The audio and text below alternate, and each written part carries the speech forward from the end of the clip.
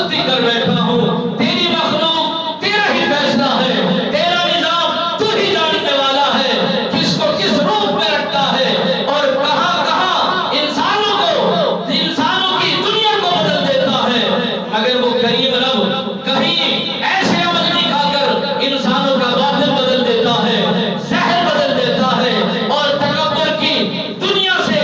چھٹکارا مل جاتا ہے۔ اگر یہی باتیں دل و دماغ میں ہو جائے، انسان سے حقارت جانتا ہے، مگر خستہ حالت میں وہی رہتے ہیں جو کاملین ہو جا کرتے ہیں، مسکین طبیعت میں وہی رہتے ہیں جو صالحین ہو جا کرتے ہیں، اور آنکھوں میں نمی وہی رکھا کرتے ہیں جو اللہ کے مقبول ہو جا کرتے ہیں، اور جن کی گردنیں جھکی رہتی ہیں انہیں کو پھل لگا ہوا ہوتا ہے، وہی قدر و قیمت کو جاننے والے ہوتے ہیں، وہی شریعت مطہرہ کو بہترین پانے والے ہوتے ہیں۔ جن کی طبیعت میں غرور ہو، وہ خالی تو ہو سکتا ہے، متکبر تو ہو سکتا ہے، بدبخت تو ہو سکتا ہے، مغرور تو ہو سکتا ہے، حقارت رکھنے والا تو ہو سکتا ہے، کاملین میں نہیں ہو سکتا۔ کاملین کا مزاج یہی ہے، جب بھی بولتے ہیں مزاج اپنے میں نرمی رکھتے ہیں اور گفتار میں نمی رکھتے ہیں، آنکھوں میں ہر وقت اپنے آنکھوں میں نمی رکھ کر زندگی کو بسر کرتے ہیں۔ طبیعت کو دیکھا جائے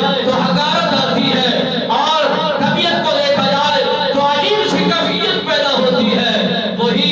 اسلاف میں کہیں ابدال کہلا جاتے ہیں، کبھی اب قطب کہلائے جاتے ہیں، کبھی غوث کہلائے جاتے ہیں، کبھی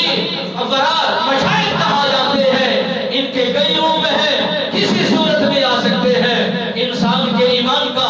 امتحان لیا جا سکتا ہے۔ مگر جب بھی اپنا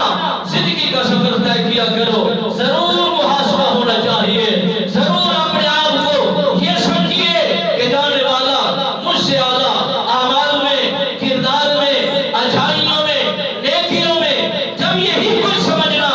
شروع کر دیں گے تو پھر دنیا کا پلٹا بدلنا شروع ہو جائے گا۔ نظام بربادی کی طرف متوجہ نہیں ہوگا بلکہ آبادی کی طرف متوجہ ہوگا، حکمران بھی اچھے ہوں گے، نظام بھی اچھا ہوگا، معیشت بھی اچھی ہوگی، اور گھروں میں سکون بھی ہوگا، نظام بھی اچھے ہوں گے، گفتار میں اچھائی بھی آ جائے گی، اولاد بھی تابعدار ہو جائے گی۔ مت جانو کہ حکمران ہمارے یوسف ہو گئے، نہیں، بلکہ ہر کسی نے اپنے اپنے گریبان میں جھانکنا ہے اور اپنی اپنی اصلاح کرنے کی کوشش کرنی ہے۔ ہر بندہ